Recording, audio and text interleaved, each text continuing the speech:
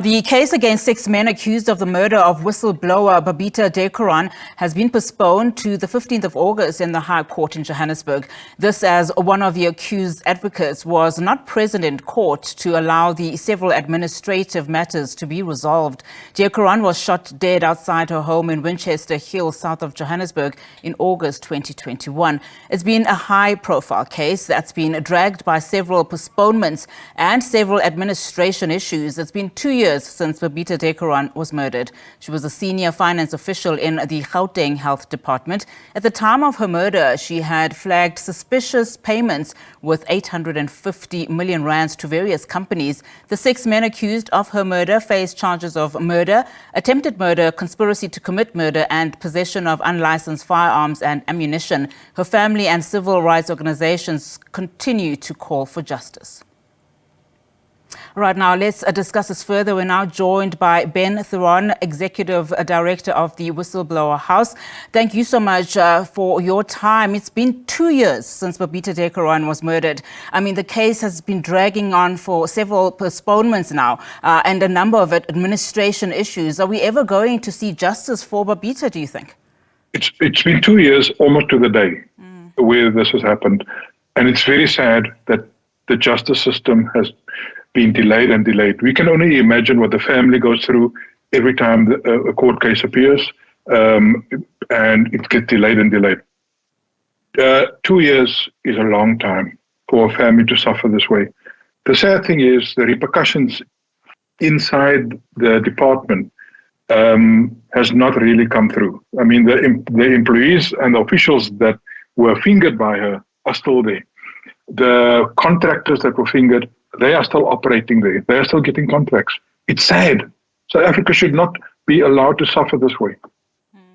Now, of course, we know that, whistleblowing is an essential tool, for curbing corruption. We've had anti-corruption or whistleblowing supporting weeks. We have laws that protect whistleblowers, but we're not seeing the same will and energy, that is taken to protect whistleblowers. Do you think that government is serious about protecting whistleblowers?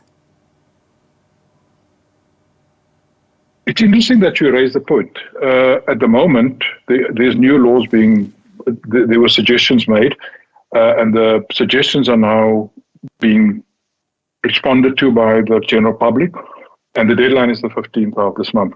Then only do we start drafting legislation. We need legislation very badly.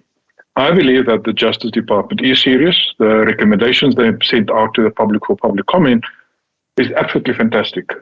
We have started the process of editing, making the proposals solid, and we will be submitting those in the very near future. What do you make about... It is sad that... No, continue, Ben.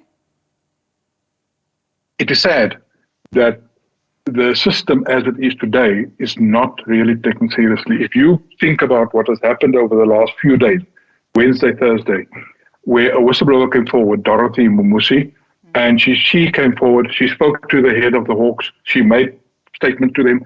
She is now living in fear. She's got proof, absolute proof, that her life is in danger, and she's still out there being exposed. If you look at that, I can't confirm that government is serious about whistleblowers, because she should have had received almost immediate protection. She should have taken into witness protection, and things should have happened differently.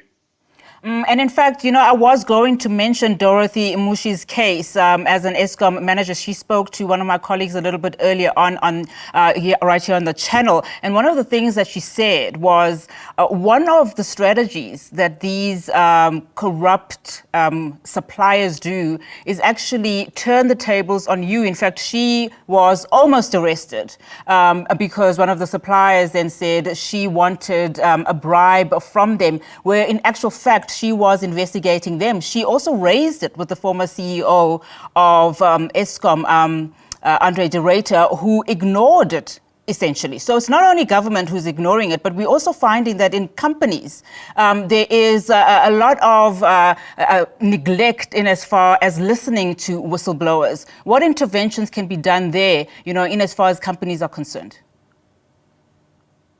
Well, companies have the right to do things immediately. They don't have to wait for legislation. And it's disappointing that they actually use legislation as an excuse not to take care of whistleblowers. When a whistleblower comes forward, what they are trying to do is to protect company assets.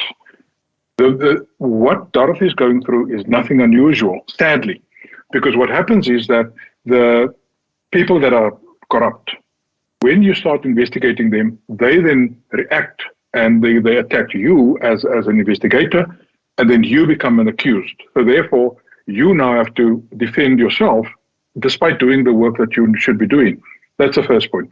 Second point is the investigating environment, the Hawks, the police, those organizations ought to be doing more to ensure that they get the information from the whistleblower, they get protected, and the companies ought to be doing more to protect whistleblowers.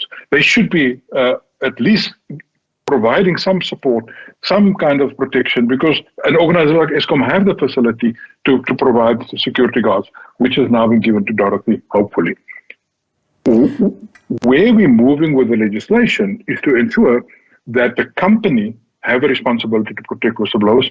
They have a responsibility to ensure that the whistleblower's future is protected, their individual rights are protected, and that is an important component as we move forward. What message can you give to potential whistleblowers who are watching developments, as we speak, in terms of those that have come forward and those whose lives have been threatened? Sadly, government and companies do not care for whistleblowers. That's a reality. Let's accept that. The Whistleblower House has been established specifically to ensure that whistleblowers are taken care of.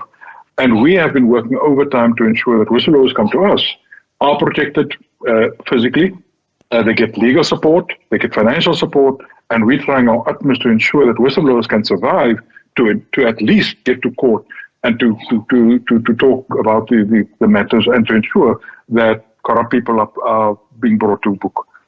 It's a long way that we have to walk with society, with companies, and with government to ensure that what we are doing should be inculcated and enforced within communities and in society in South Africa very soon.